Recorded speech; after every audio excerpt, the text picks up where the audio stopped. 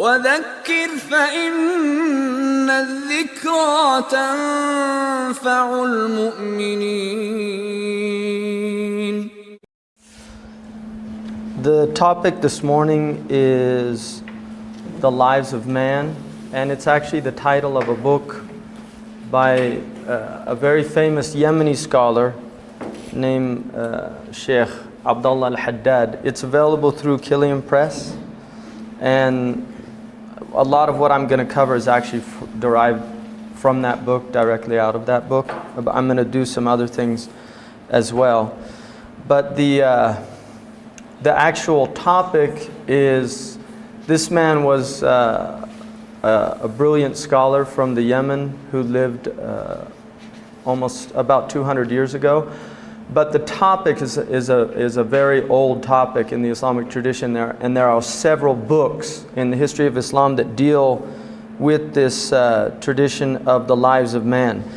And the book is published by Abdul Hakim Winter in England, who does not like the politically correct American English, and so uses man. And I know some people in America now don't like having man inclusive of women, but it's interesting that the original word, which is a Germanic word, Mensch, means the male and the female. It's the idea of a human being. And the woman is a man with a womb. Right? So the woman is a man who happens to have something that the man doesn't have, which is a womb. And having said that, the lives of a human being have been defined as 5, according to a Quranic presentation.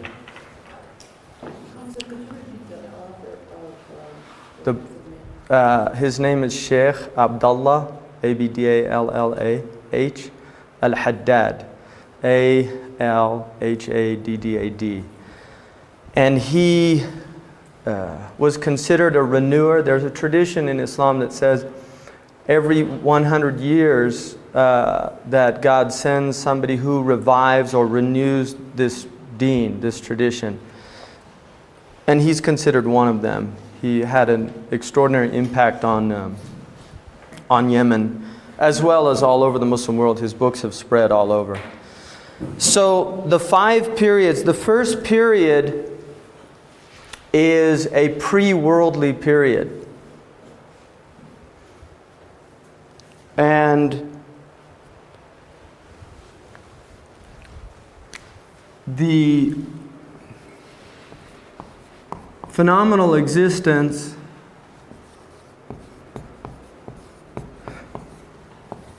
and noumenal existence in Islam there's a dyad here called mulk and malakut. The mulk is what we can see. Anything that you can see, feel, touch, the sensory world. And most of our scholars would include in this what we now know of the unseen phenomenal world, which would be the world of X-rays, light waves, sound waves, gamma rays. This world that we can't see, but it's palpable. We can measure it. We have access to it. The malakut is a realm that we cannot see. We do not have access to it. There's some interpenetration, because the angelic world can move into. The angelic world is in the malakut, and yet they can move into the mulk. So the mulk is impacting, the malakut is impacting the mulk.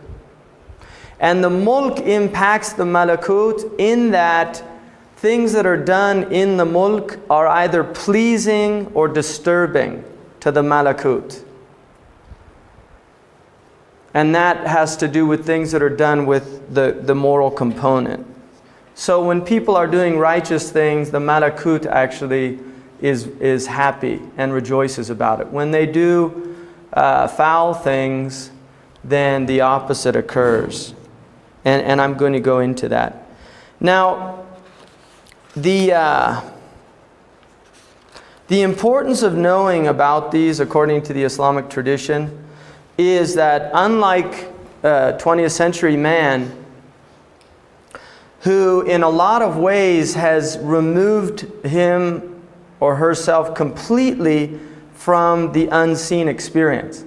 If you go into traditional cultures, Weber would call this the magical realm, the realm of enchantment, the pre-industrial realm, that people existed with a sense of magic.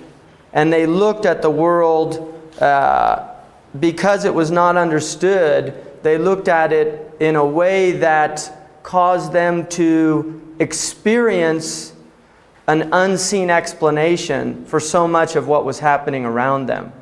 So weather, illness, all of these things that happened, right? Now, if you look, just to take for the example of illness, in most cultures, illness was often attributed to evil spirits, attributed to the evil eye.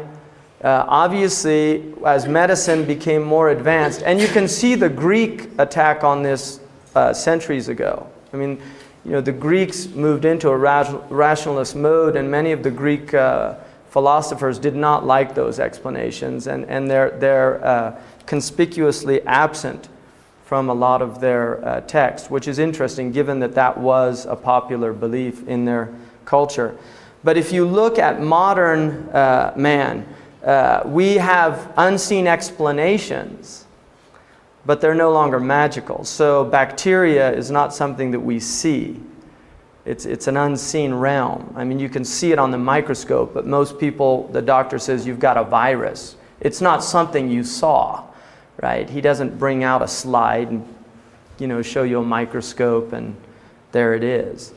But it is something we understand, and people have had biology classes, so they do have an idea. So we have identified many of the things that are impacting our world and given them material explanations. And those material explanations caused a disenchantment with the world. So we no longer are enchanted by what is around us. When we look at natural phenomena, many of us have some basic explanations for it. So when weather strikes us, we have scientists that tell us this is El Niño phenomenon. And when drought comes, they explain the reasons for that. And yet in the ancient world, and still in a lot of places on the earth, these things are seen as coming from the unseen world.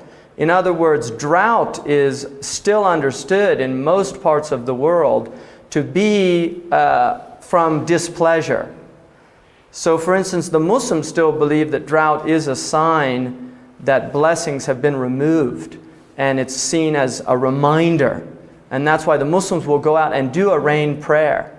And they bring their animals out, they bring their children out. And the Prophet Muhammad ﷺ said that if a people begin to cheat in their buying and selling and have unjust weights and balances, the rain is withheld from them. And then he said, had it not been for dumb animals, they would have gotten no rain at all. In other words, it's not the humans that are worthy of the rain, but it's the animals that aren't doing anything wrong.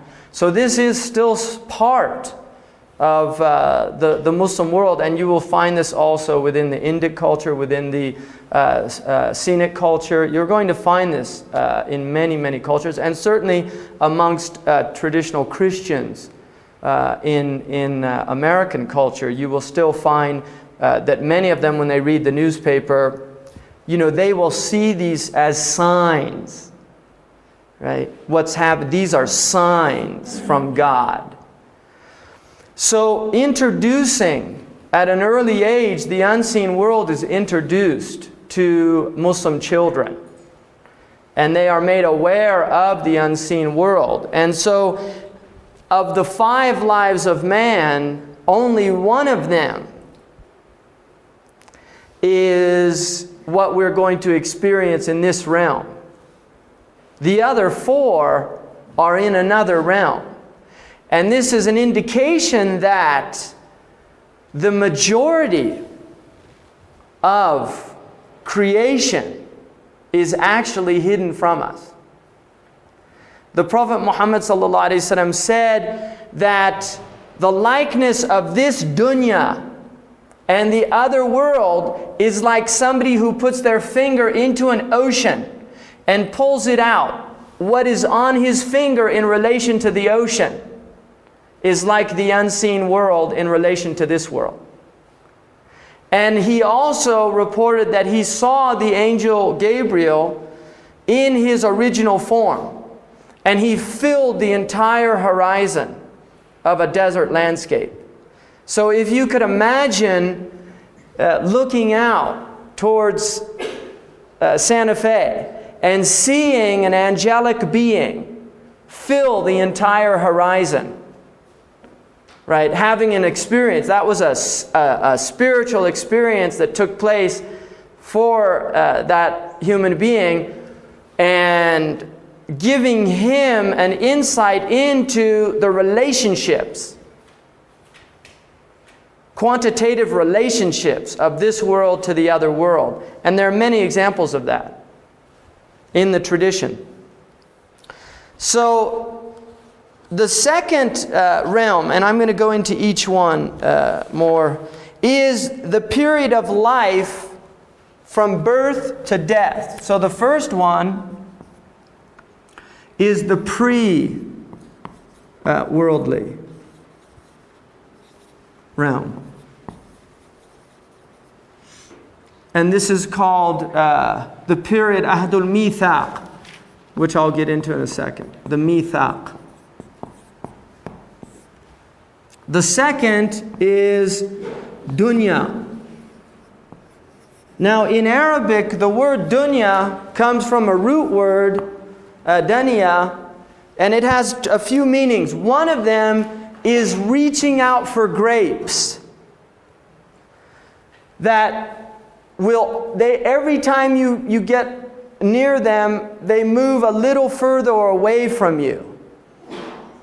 So it's the idea there is that the phenomenal world is that as we attempt to grasp it, we're moving away, right? Paul Simon has a song called Slip Sliding Away, right? The nearer you are to your destination, the more you're slip sliding away, right? And it's about death. Is that, that idea is captured in a wonderful hadith of the Prophet Muhammad ﷺ, in which he drew in the sand a box. And then he drew a line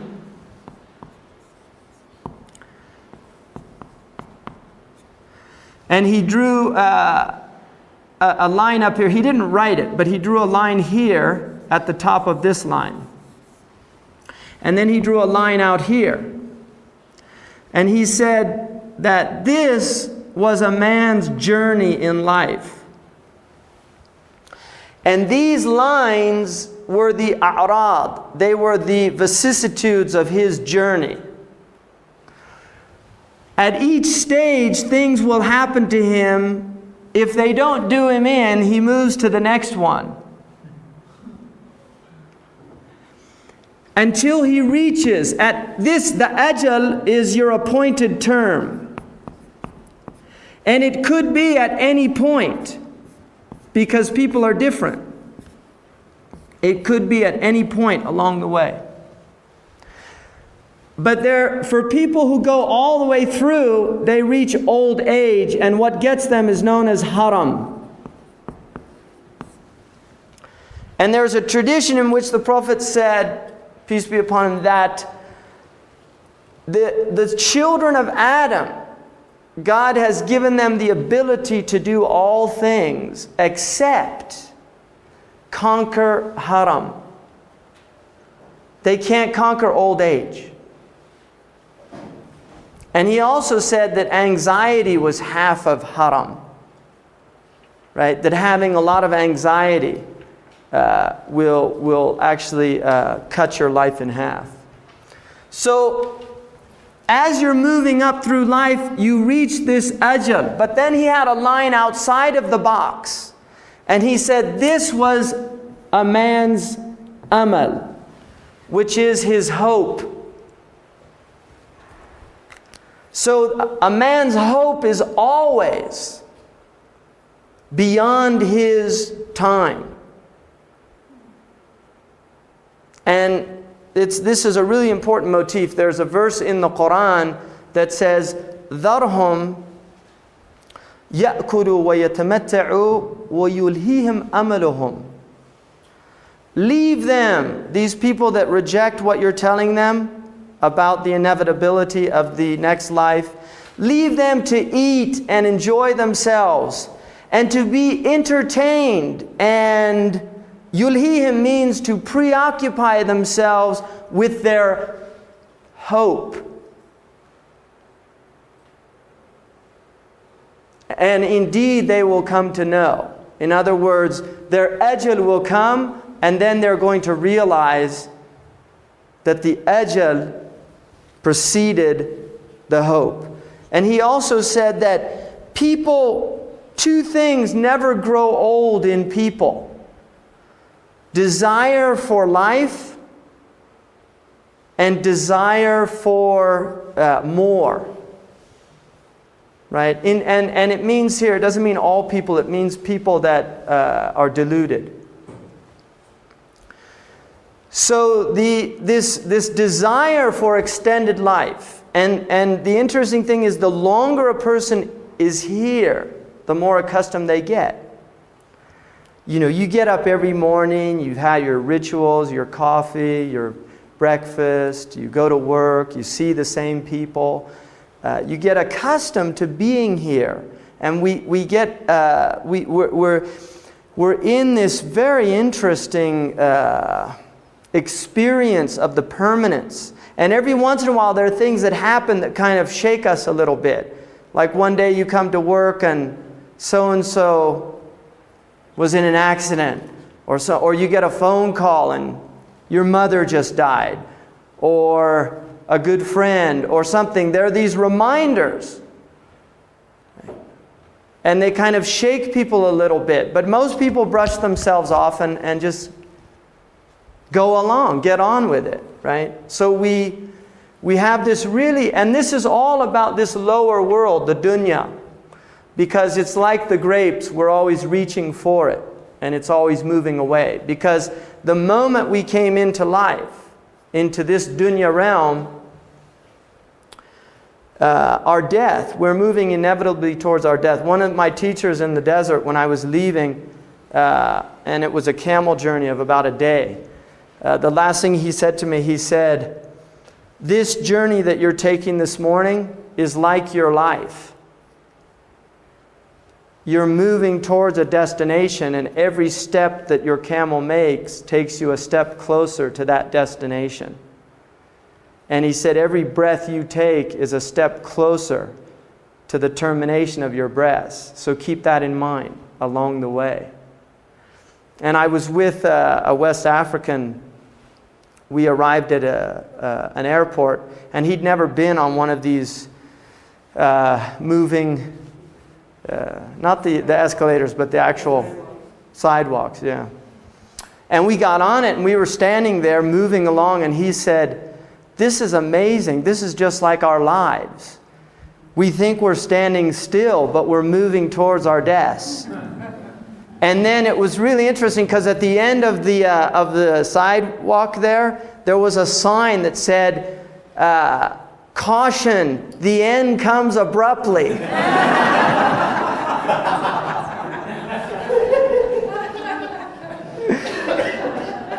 So that is the metaphor, right? And this is the point, that unlike that escalator where you know where it's going to end, this walkway of life that we're on, the end can come at any point. And so keeping this in mind. is something that's really important. And I'm going to go a little bit into that. And then the third stage is known as the barzakh. And a barzakh is a space between two places. Like in the Qur'an, it says about the two oceans, that between them is a barzakh. The sweet water and the salt water, between them is an interspace.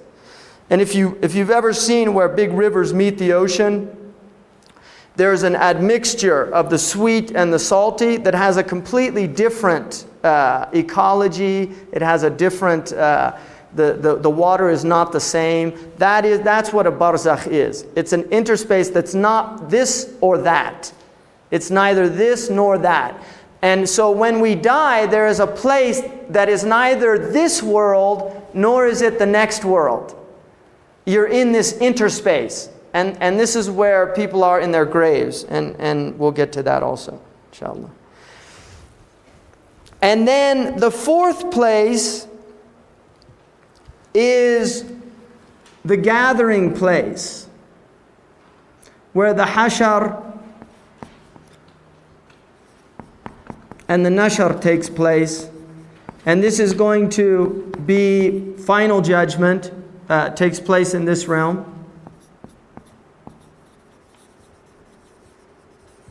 What's called the Day of Judgment. And then the fifth is the final abode. Either divine presence or alienation from divine presence. It's one or the other.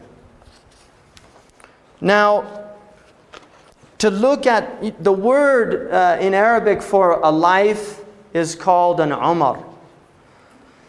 And a Kuwaiti term of endearment, a wife will call her husband, or the husband will call the wife, umri, my life.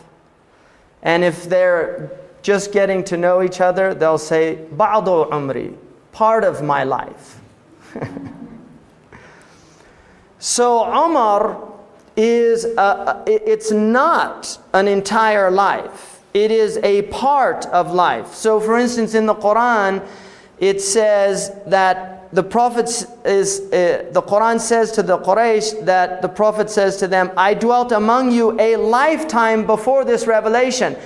In other words, the first 40 years. So this is an umar, right? The first 40 years is a lifetime. And some say there's a verse in the Qur'an that mentions that God gave people a full life, and it's said that it's 40 years. That if you've had 40 years on the earth, then you've had a full life, right? And whatever comes after is just bounty, right? That you should be grateful you made it to 40. So human beings within this dunya realm have stages also. And we'll get into that. So that's what an umar is. It's a life. Now, the first life was the life before conception. And there's a verse in 7:172 in your translations, in the chapter 7:172, when it says that when your Lord brought forth from the children of Adam, from their loins, their seed, and made them testify of themselves, the dhurriya, all of Adam's progeny, every human being that would ever exist, was brought forth on a plane in this pre-worldly stage. And they were told in the divine presence, Alastu bi rabbikum, am I not your Lord? Every soul that has ever existed, is existent now, and will ever exist, was brought into this divine presence and said, am I not your Lord? And those souls replied in the affirmative, Bala shahidna, we indeed, you are our Lord, and we testify to that truth. Now this truth is buried in the soul. And there's not a lot in the Qur'an or in the Hadith about this pre-worldly. There's only one other event that we know of, which is another contract was made with the prophets, that they would all tell their peoples of the last prophet. That's the only other indication that we have about this pre-worldly realm. Now, from this pre-worldly realm,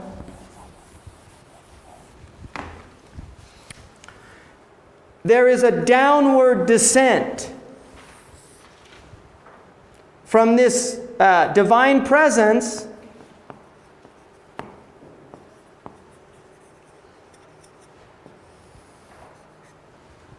The human being descends into the womb after 120 days. At 120 days, this soul that was in the divine presence enters into the womb of its mother. So for the first 120, we're dealing with a biological phenomenon that does not have spiritual life. Right? It has biological life that is actually the mother. Right? The biological life is the mother. The individuation of that soul does not come until 120 days. At 120 days, it enters into the womb and begins to experience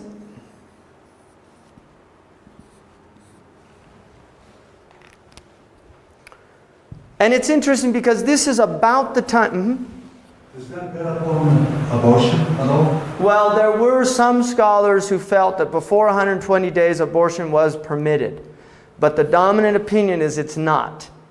There is an opinion of scholars that abortion before 120 days was not, and it's not considered murder before 120 days. But it's considered prohibited by the vast majority of the Muslim scholars. For a number of reasons. One, because it's an interruption of a divine process. Two, because there's a serious danger to the woman, which it's not permissible to put yourself into a type of danger for something. Because the Qur'an says, لا تقتلوا أولادكم خشية الإملاق. Don't kill your children out of fear of provision. Because it says that children are provided for. They come with their own provision. That's a belief in Islam, that your children bring their own provision. Right? Their food, everything they're going to get was already decreed for them. So they're not taking from you. They're actually bringing their own. And for most people, they actually see an increase with children. Their lives actually, there's an increase that comes with children. Now, during this time, and it's interesting because about 120 days, the heartbeat, right, is audible. You'll start hearing the heartbeat. And during this time, the soul is in this is like a barzakh. Every death, out of these 5 stages, there is a death and a birth. So as you leave one realm and die from that realm, you're born into another realm. So we are dying and being born into these realms. And during this time, it's believed to be important for the woman to be in a good spiritual state, and that these will affect the child, what she eats, making sure that her food is halal. Also her thoughts, her state. And that's why in traditional cultures it was very important that a woman felt very secure, that there wasn't anxiety, that there wasn't... And this is why even with divorce, the divorce period is the entire pregnancy, so that she doesn't have anxieties about provision and things like that. And it's not encouraged to divorce during pregnancy. Now, at the point that the child moves into the next stage from this barzakh into the dunya, and that's why dunya means the lowest world. It is the lowest. We are in the lowest world in this hierarchy of worlds. When the child comes into the dunya, the first thing that is done is the adhan is recited into the right ear. And the formula, which is known as the iqama, which is done before the prayer, is recited into the left ear. And then you put something sweet on the tongue. Dates, like chew some dates and put it on the tongue. And the reason for this is that there are two important things that every human being should know about the dunya. The first is the wa'ad, and the second is the wa'id. The wa'ad is the promise that you will go back to the divine presence from whence you came. This is a promise. You will go back to the divine presence because the child is moving into the realm of separation. They're still in divine unity. And this is why children are not in a differential state. They can't differentiate at this point.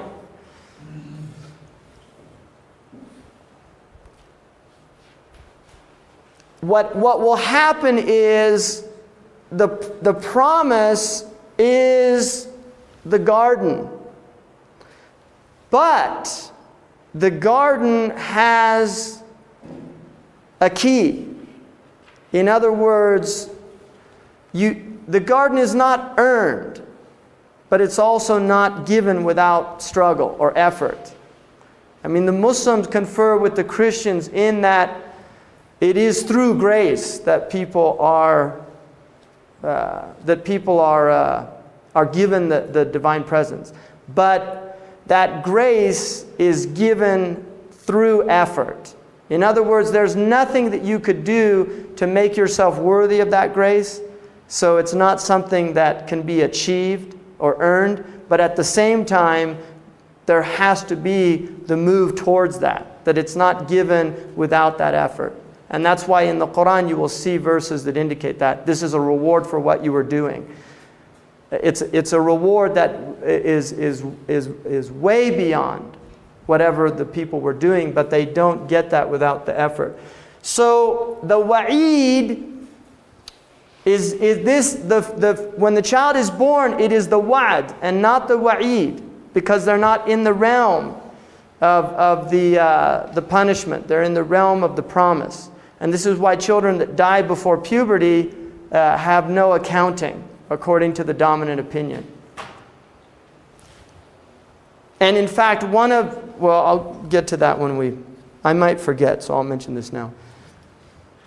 One of the things that people whose children die before they reach puberty, on the day of judgment, they will bring water to their parents on the plane when everybody else is suffering. And then they'll actually be happy that happened, like the pain they had in this world is transformed into a joy in the next world, and other people envy them. They're envious that they have those children that come with this relief on that day. And they seek out their parents. They go and find them. So the promise is what is told to the child is Ashhadu an la ilaha illallah wa ashhadu anna Muhammadar Rasulullah. This is a reminder to the soul that's embedded in this infant. It's a reminder. You see, you have this in many traditions. The Platonic tradition talks about this. Plato believed that what this world was an arena to remember what we already knew in the world of archetypes. Before we came into this world, we knew truths. And this world, we enter into forgetfulness. And what we have to do in this world is wake up to what we already knew. And this is the allegory of the cave, of realizing that there's a journey to be made. We have to get out of the shadow show, of the illusion, right?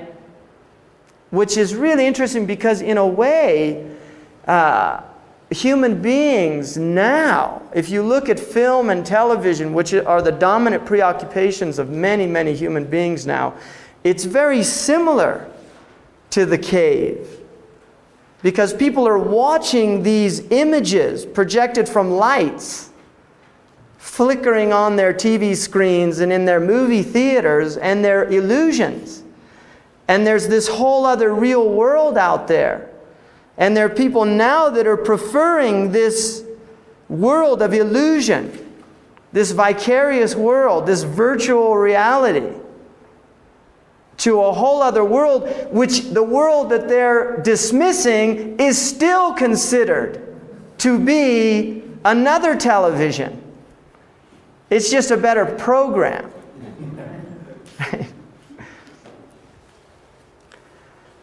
So that is the reminder to the soul. And there's a belief that the soul hears that. And it resonates. And there's a deep belief in the Islamic tradition that when people hear La ilaha illallah, that it resonates with them, that they recognize the truth of it. Maybe just remind people of the meaning of what you're saying, because you're saying in American. Right. I mean, everybody knows. Does anybody not know what La ilaha illallah means? Everybody knows that, right? La ilaha illallah. There's no God but Allah. Yeah. That is the I mean, from the Muslim perspective, that is the reason we were created, to testify to that truth. There's no other purpose. And Muhammad Rasulullah, which I mentioned, earlier, is only the latest formula. There were Isa Rasul, Jesus is the messenger of Allah. Abraham is the messenger of Allah. Possibly Buddha was the messenger of the truth. Krishna, I don't know about, because they're not mentioned by name, but there are many traditional Muslim scholars that said that there are high probabilities that those traditions were prophetic traditions.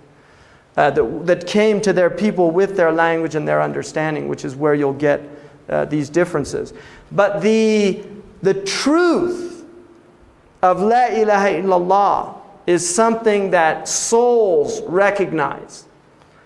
And kufr is covering up that truth. That's what a person who is not in a state of submission is called a kafir, which is often translated as infidel, which is not a correct translation. Infidel is actually a Latin Christian term for people that didn't accept Christianity. Infidelis, without faith. The belief, the kafir is somebody who's covering up this truth that its own soul knows, because these lower passions have overwhelmed the higher essence of that human being, and they don't like what the implications of that are. So they choose not to look at it. This is how the Muslims view it. Now, once the child enters into this realm, it will go through 5 stages. What is the wa'id? The wa'id is the warning that if you do not maintain your pre-worldly contract, which is that you testified to the truth of the lordship of your Creator, that you're in trouble. You're in trouble. Now, there is a belief in the Muslim tradition that if you have not been reminded, you're not taken into account for your forgetfulness.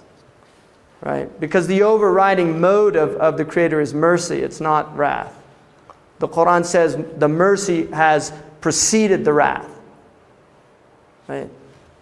And there's a tradition in which the Prophet ﷺ said that God has 100 parts of mercy. 99 He has retained in His presence, and 1 part He has allowed to descend to the dunya. And it is that 1 part that a mother nurses her child with, that the mare raises her hoof from stepping on her foal. So every act of mercy in this world is only from that 1 part. And the 99 have been, remain in the divine presence for the day of judgment.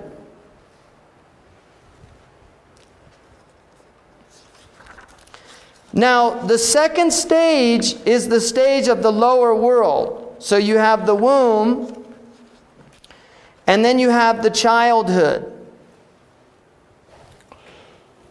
Now, there's some interesting things before that just about the womb. There's many verses in the Qur'an, like 23, 12, and 4, 22, verse 5, which deal with the phenomenon of the womb. And one of the, there's a embryologist by the name of Keith Moore who wrote one of the dominant textbooks for embryology. It's used, I don't know if it is now, but it was a few years ago at UCLA's medical school. And he wrote in the introduction that there was no embryological knowledge before, I think it was maybe the 17th or 18th century whatsoever. And there was no detailed knowledge until the 20th century with the advent of a lot of the technology that's enabled us to look. I mean, now we've seen the miracle of life, right? You can watch the whole thing happen. And there's a Yemeni scholar, Abdul Majid al-Zindani, who read this and wrote him a letter saying, you know, you're wrong, that in the 7th century there's very detailed embryological information. And Keith Moore actually ended up going to Yemen and meeting with this man and being shown all of these verses, and rewrote his introduction to his textbook. And there's some videos of his presentations about that, in which he admitted that the detailed information in the Qur'an is the earliest example of accurate scientific information about the embryological stages. And somebody asked him if it was possible for the Prophet to have known that, and he said that unless he had microscopic information and was able to go in and actually see these, because it says in the 22:5, O humanity, if you're in doubt concerning this resurrection, then know that we created you from dust, and then from the drop of a seed, nutfa. Now, nutfa is a really interesting, because these are not good translations. Nutfa, there is a verse in the Qur'an which says that the man هل أتى على الإنسان حين من الدهر لم يكن شيئا مذكورا إنا خلقنا الإنسان من نطفة أمشاج. We created the human being from a nutfa, and then it says amshaj. This, in classical Arabic exegesis, was always problematic, because nutfa is a singular feminine form. And the adjective that's used to describe it is a plural. And you can't do that in Arabic grammar. So it was always considered problematic. But the word amshaj means, the message is this intermingling of lots of things. So the idea is that we created you from this seed that has an intermingling of many things. Amshaj. And from that nutfa, we made you an alaqa. This is the next stage. The word in Arabic, alaqa, means a leech-like. Now what happens with the zygote when it's inseminated, right? It gets inseminated, the sperm goes up, and there's a very interesting hadith of the Prophet, and they asked him, how are males and females determined? Because the Arabs had a lot of superstitions about how, they still do this. Arab women will say, lie on your left side, or, they've got all these funny things that they're supposed to do if they want a boy or a girl, and right? And they actually believe positions influence that, sexual positions, things like that. So he was asked, what determines the male or the female? And he said, يَتَسَابَقُ مَاءُ الذَّكَرِ وَمَاءُ الْأُنثَى. The female and the male water race. This is in Sahih Muslim.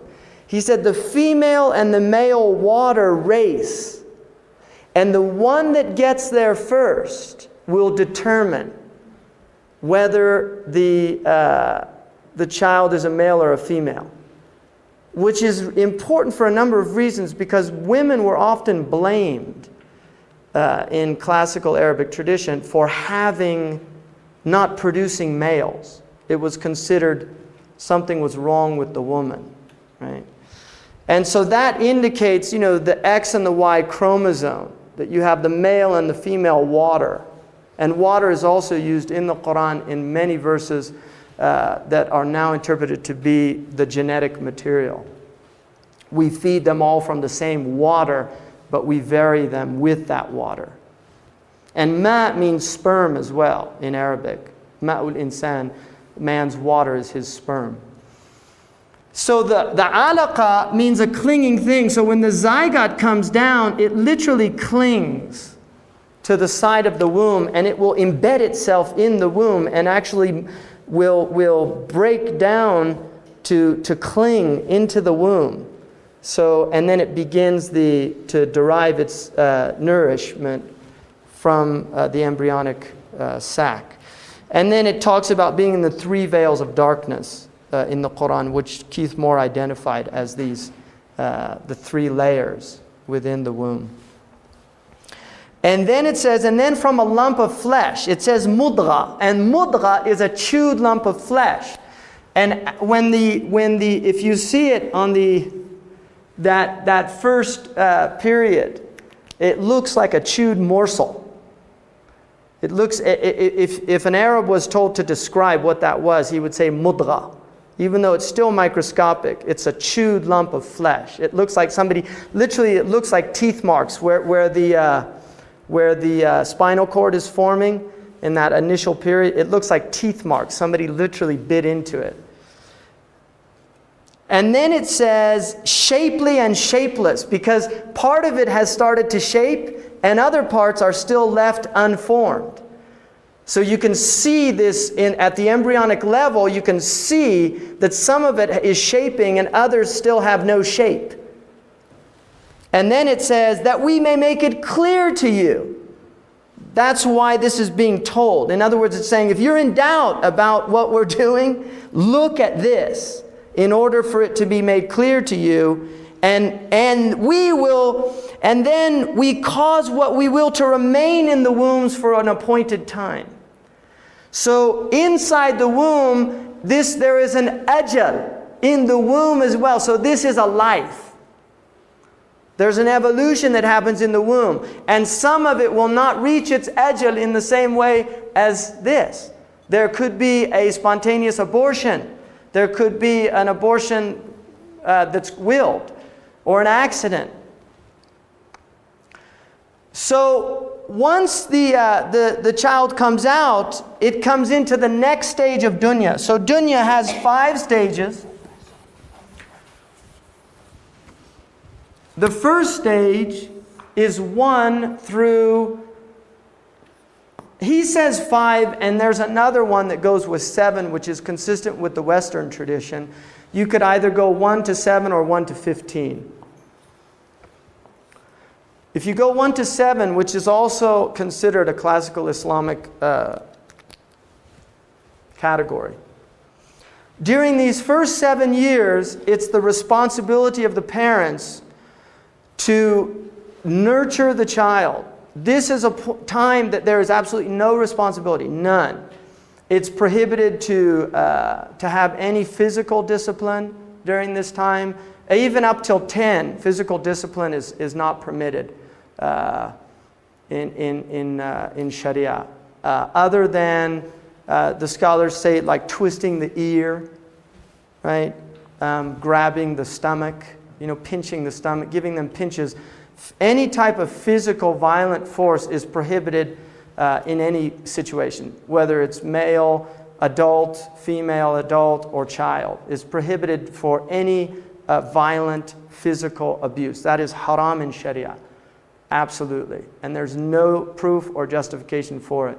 And we're going to look at the verse that a lot of people misunderstand, including, unfortunately, some Muslims about that. But it's well known in the Islamic Sharia that it is prohibited to physically strike anyone with violence.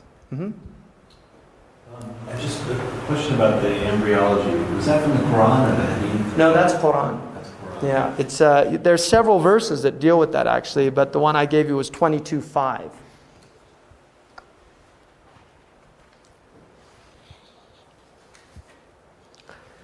Now, in 22:5, it continues and it says, "Afterward we bring you forth as infants."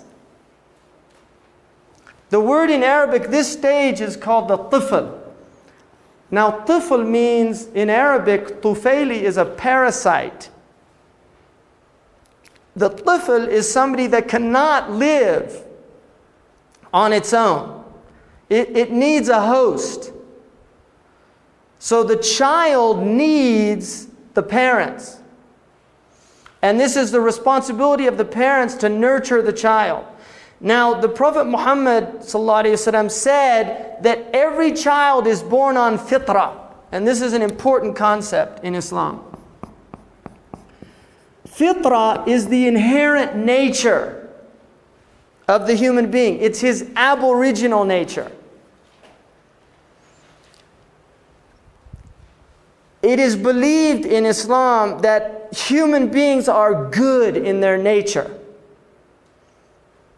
And it is diseased societies that will affect the nature in a diseased way. Now, this obviously is not congruous with the traditional Christian belief of the corrupt nature. But there is a similarity between the Islamic and the Christian belief in that there is a hadith that says that every child is born with a black seed in the heart. And this is similar, but not the same as the understanding of original sin. How would you describe, let's call it crybabies in the Yeah, this is going to be the actions of the parents affect their children. And there are, like in the Bible, the idea of visiting on 7 generations, which is, it's a lot. You're dealing with 64 parents. There is that concept in Islam, that your actions do affect your offspring. But there is no accountability of the offspring. In other words, nobody bears the burden of, you do not, like in some of the Chinese traditions, you have the idea of inherited curses. That a family gets cursed for doing wrong in one generation, and their offspring will suffer the fate of that curse. But there is a belief in Islam that righteousness will affect your offspring, and also wrongs will affect your offspring. You don't think that it has anything to bear upon the concept of inherent nature? Because a crybaby, in a sense, starts out with an addiction. An addiction. Right? And the mother is responsible for that, not the baby. So the mother has affected and we have that ability to completely destroy the fitrah. The parents can do that to the child. They can ruin it. I mean, that's what happens. Fitrah is not, children will not be,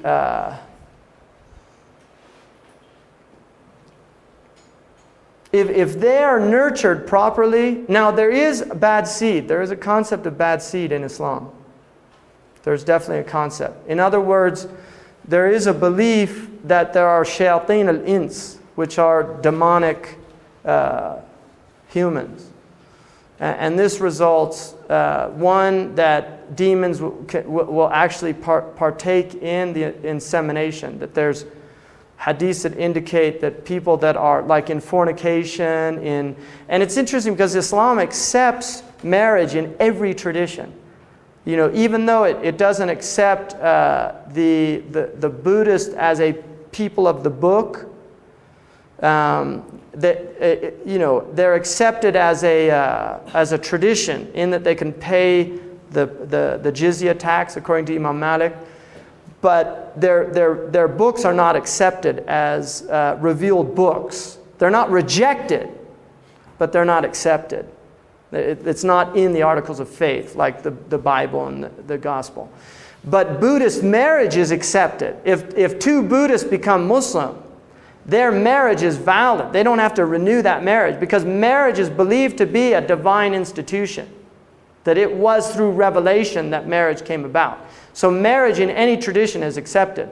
And therefore children that are born of legitimate marriage in any tradition, those children have the protection of the sanctity of the union.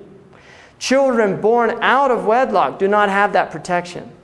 And there can be effects on the children because of that. And one of the things that the Prophet ﷺ said is, beware the wrath of bastard children. Beware the wrath of bastard children. That if you do that to children, they will be angry. And their wrath will come back to you. And he said, if illegitimacy spreads amongst a people, then they are spreading the wrath of God amongst themselves. And the wrath is in the children. Because that was a right that you have deprived them of. They have a right to legitimacy. And if you do not give them that, you have oppressed them. And oppression engenders anger. And they don't know why they're angry. Right? They don't know why they're angry, but they're angry. And for our country, when you're looking at 70% illegitimacy rates amongst certain communities, right? And the dominant community, it's in the 40 percentile range, right? Which a lot of you grew up in an age where, girls disappeared in high school, right? I mean, it's really amazing how much has changed in our generation, right? I mean, in 1968, a woman was kicked out of Vassar for living with a man in an apartment. 68. And it's really interesting how that's happened in this culture. So this fitrah nature is this inherent nature, and it is that the potential for good and evil exists, but the inclination is to good, if it's nurtured. But the seed of evil can be nurtured also. And if that's done, then you get people they're inclined to doing bad stuff, not good stuff.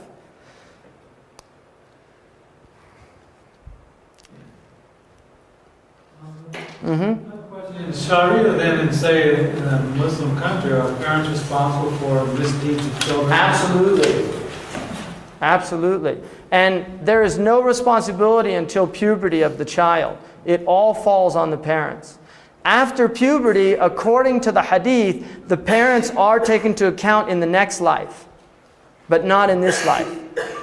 Once the child, like if you've got children that were raised brutalized, right, by their father, you know, or a crack cocaine mother who doesn't do anything for her child, these type things. The responsibility, this is why you can't judge people in this world in any absolute sense. The Prophet said, I was commanded to judge outwardly, but not inwardly. We do not have the authority to make inward judgments against people. We can only judge outwardly. And those outward judgments in Sharia are related to transgressions. But you cannot condemn people to hell. You can't, none of that. That's all inward judgment, and we have no authority in that realm. The variables that are involved in any human action are so vast that no individual can grasp them. We can't. But responsibility lies on the adult. Once you reach adulthood, you are responsible, and in Sharia, it's not going to hold up in court to have a psychologist in there explaining what happened when they were children and why they're doing that. That does not hold up in Sharia court. Although Sharia laws are often contextualized in that a qadi might not decide to implement a had punishment, one of the penal punishments, because of contextual circumstances. That does exist. So there is that realm. It's very organic, the Islamic legal system. It's not black and white at all. May I ask a question? I'm looking at the ages between 7 and 15, which is a huge difference. Do some communities or traditions do the 1 to 7 and the other 1 to 15? I'm looking at all of, a lot of the crime is being committed by pre-15. Yeah, that in Sharia, if they're adult, they're responsible. Although this culture, by Islam, you cannot apply Islamic law in the United States. You can't. It would be completely unacceptable. Because Islamic law is organic. It's a holistic system.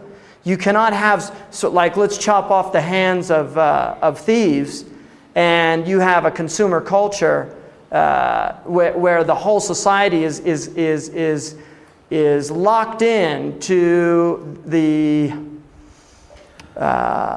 system of creating consumption as an addiction, right? I mean, you have to change. The Islamic legal system, the first chapter of Islamic law books is called the chapter of purity. I mean, it's a spiritual tradition before it's a legal tradition. And so you cannot impose the legal laws on a materialistic society. You have to introduce, and this is why the Meccan stage precedes the Medinan stage. The Meccan stage had no legal rulings. It was a stage of changing the perceptions of the people. And once that shift took place, this radical paradigm shift, once that took place, then the rules begin to make sense. But to apply the rules without that would be injustice. Which is what, this is the kind of conservative approach. Let's just make harsher laws. Right? See, the problem is the laws aren't harsh enough. Well, why are people doing what they're doing? And why is it that our prisons are over 60%, in fact, in most places, it's more like 75, 80% minority. Why is that? Well, that's more evidence, that these are inferior type people. I mean, that's an unspoken belief amongst a lot of people in this country. There's a lot of people that are politically correct in their public discourse, not in their private discourse. There's a lot of people that say, well, these people, they're different from us. They have different values, whatever, or no values. So whereas the Islamic situation is saying, look, what's going on, right? That these situations are being produced. What's engendering this? Because this is alien. You see, if you go to black African, if you go to a Gambian village where there's no crime, right? I mean, it's true or not true. And isn't it a large percentage of the African Americans in this country are from Senegambia, right? This is their genetic inheritance. So why is it that a Gambian African in his village is not stealing, raping, and pillaging, right? And their 12-year-olds aren't going around doing gangbanging. And yet, the same genetic bank in the inner cities of New York or right, or Chicago are doing that. You see, what's going on? Well, from the Islamic perspective, you have a diseased society. And therefore, you have symptomatic pathology. And the pathology is manifesting in children that are being raised in a disease-engendering culture. So, during these 7 years, it's not encouraged to teach children either, because they're learning. They have their own learning schedule. And in traditional cultures, you did not begin to train children until they reached 7, which is consistent also with the Waldorf. Right? Rudolf Steiner felt back in the 20s that if we begin to educate children at the age of 5, we are going to see precocious sexual development occurring. And the reason he said that is because you're dealing with a divine programming that's designed if you bring programming that's not meant to be introduced earlier, then you're going to pull the whole process down. So instead of the sexual maturation occurring like in this culture when people who here might have grown up in the 50s, at the age of 14, most boys and girls were not thinking about sexual experimentation, right? Really, they weren't. And you can talk to your parents if you're not that old. Right? I mean, this is not, I'm not making this up. This is, even the monarch has, the period now. We have early onset periods. We've got girls now at 7 and 8 that are beginning to menstruate in certain areas. Right? So something's going on, right? Now, if you introduce, it's actually considered damaging. Now, this is not true of all children. There will be, because you're going to have children that want to read at the age of 3 or 4. But the vast majority of children are not going to be like that. And so they're doing their work. Between 1 and 7, they know exactly what they're supposed to be doing, and you let them do that. They're developing their minds, and they're actually... They are, according to Islam and according to a lot of our neurological research, it's confirming these ancient beliefs. Because this is not just Islam. This is congruous with many traditions. 7 was an age of initiation in many, many traditions. And in the classical European oral culture before Christianity literized that area, 7 was actually, you were an adult at 7. You went from childhood to adulthood at the age of 7, because in oral cultures, 7-year-olds speak like adults. And you'll notice a radical change in the ability of a child to articulate at about the age of 7 and 8. There's a real change in their ability to express themselves. And this is why even in England, in the 8th, 9th century, 7-year-olds and 8-year-olds were being hung for horse theft, right? Which, I mean, obviously that's horrific, but it's indicative of an oral culture and how they view. And this is why you will find marriage occurred in oral cultures at early ages also. It was not uncommon in Europe, Asia, the Middle East, Africa, for an 8 or a 9-year-old girl to be married. Not uncommon at all. Because they were considered to already reached the age of maturation in the oral understanding. So at the age of 7, they enter into what's called Sinnu Tamyiz, which is the age of discrimination. They're beginning to understand certain things. Imam al-Ghazali said you can introduce to them now the concept of time in a real way. So they can understand things like that they're in-time creatures, and also the responsibility of actions, although they're not fully responsible yet, because they don't have all of the hard wiring yet.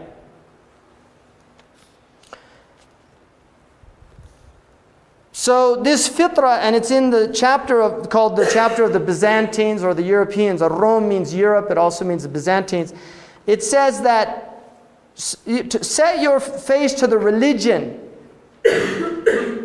which is the religion of nature, the fitra given by God.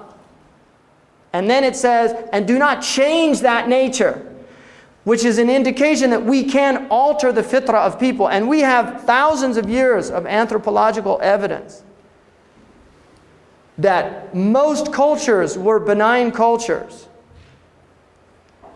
I mean, we have a great deal of evidence. We would like those people who make weapons would like us to believe that we are aggressive by nature. In other words, that by nature we like to inflict violence and aggression. There are many people that there's a vested interest in having that. The truth is that most of the evidence that we have from Aboriginal cultures is contrary to that. The Shoshone Indians, this is a good example of a culture that really rejected violence as an option, right? And there are many African cultures where this is very clearly the case, that violence was seen as surgery, that you did not use that route unless there was no other alternative. Whereas in our culture, it's primary care, right? It's lines in the sand. And anybody who knows Arab psychology knows that you don't draw lines in the sand if you want to stay at the table of dialogue, right? If you want to reach some, and it's really far. I don't want to get into politics, but what happened in 1991 was an act of madness, complete act of madness. And we were, as a culture, collectively drawn into something that had nothing to do with our vested interests, right? And unfortunately, it's still going on, but Arab posturing is, anybody who knows the Arabs, is that they're people that posture. This is part of their nature. And Saddam Hussein, was literally doing a classic Arab posturing, because the OPEC countries reneged on a promise that they made that they would help him with his war debts that were incurred during the Iranian-Iraqi war. And they reneged on it. And he put his troops there at the border to force their hand. And they were told by our foreign policy here, we're going to stand behind you. You can stand up to him, right? And that was a very easily, not an intractable problem at all. But unfortunately, there are people that have vested interests in using the violent option before the diplomatic options, right? There's a lot of money to be made in war. Bechtel was already before that war began, had contracts with the Kuwaiti government to rebuild their infrastructure, right? So, Thoreau said, an educated soldier is usually called a deserter. Right? If you really know what the fight is about, sorry, count me out on this one, right? What a wonderful world it would be, they say, if somebody called a war and nobody showed up. Right? And you know, the ancient peoples, when they used to fight, they had these war bonnets. If it rained, they'd call off the battle. And they used to do, you know, the Prophet Muhammad is seen as this, in the West, as this violent person. Over 23 years, less than 1,200 people were killed in all of the engagements that took place. Less than 1,200. It's recorded, every battle, how many people died. And they actually preferred to have, you know, the heroes would go out and they'd duke it out, and then you win, and they'd all go home, right? And that's, I mean, would that be a great way, right? It's like,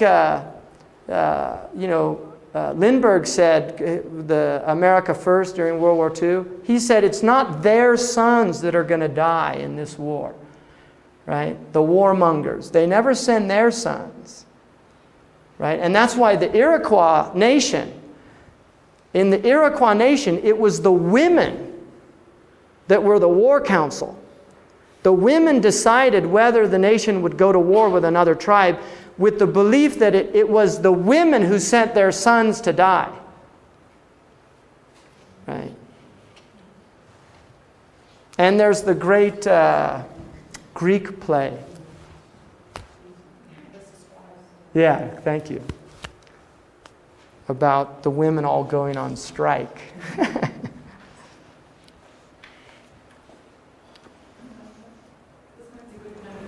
Okay, fine.